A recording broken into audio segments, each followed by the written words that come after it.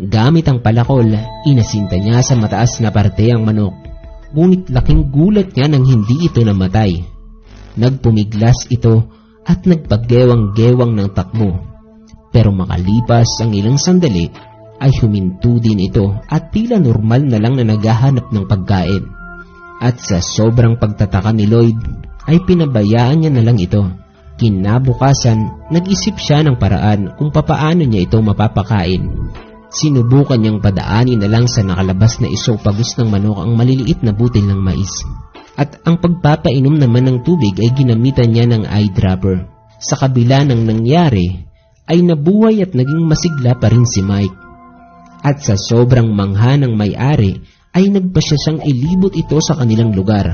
Kinagiliwan naman ito ng karamihan. At dahil nga dito ay naging kabi-kabila ang kanilang tour at guesting na parang artista. Na sa sobrang sikat niya ay nagkaroon ng manok na si Mike ng sarili niyang manager.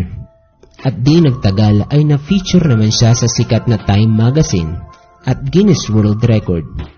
Sa kasikatan ito ay kumita siya noon ng $4,500 per month at nagkaroon siya ng market value ng $10,000 o halos kalahating milyong piso. Di na masama para sa isang manok. At